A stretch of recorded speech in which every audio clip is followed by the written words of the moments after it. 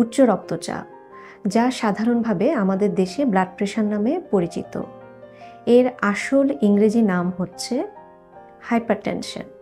এটি একটি গুরুতর স্বাস্থ্য সমস্যা, যেখানে আমাদের রক্তনালীর চাপ স্বাভাবিকের তুলনায় বেশি থাকে।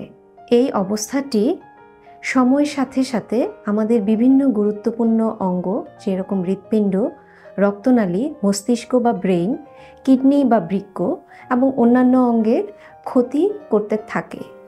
এই উচ্চ রক্তচাপ বলতে আমরা কি বুঝি?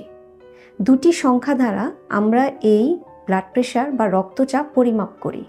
একটি হচ্ছে উপরের সংখ্যা বা যাকে আমরা বলে থাকি সিস্টোলিক ব্লাড প্রেশার, আর আরেকটি হচ্ছে নিচের সংখ্যা, যাকে আমরা বলি ডায়াস্টোলিক ব্লাড প্রেশার। এই দুটি সংখ্যা মিলিয়ে পরিমাপ করে আমরা বলতে পারি একজন কি উচ্চ রক্তচাপে ভুগছেন নাকি তার ব্লাড প্রেশার বা রক্তচাপ স্বাভাবিক আছে। সাধারণত রক্তচাপ 120 থেকে 80 মিলিমিটার মার্কারির এর নিচে থাকলে আমরা বলে নেই ব্লাড প্রেশার বা রক্তচাপ স্বাভাবিক আছে।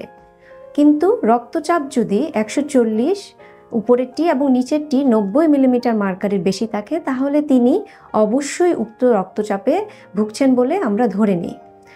এর মাঝামাঝি কিছু ব্লাড প্রেশার যে রেঞ্জটা আছে, যেরকম 130 বা 80 মিলিমিটার মার্কারি বা 130-80 মিলিমিটার মার্কারি থেকে 139 বা 89 মিলিমিটার মার্কারির মধ্যে থাকলে আমরা তাকে উচ্চ রক্তচাপের পূর্বাবস্থা অথবা প্রি হাইপারটেনশন বলে থাকি। অনেকে এই স্টেজটাকে হাইপারটেনশন ফার্স্ট স্টেজ বলেও ধরে থাকে। এই অবস্থায় আমাদের অবশ্যই সতর্কতামূলক ব্যবস্থা নিতে হবে।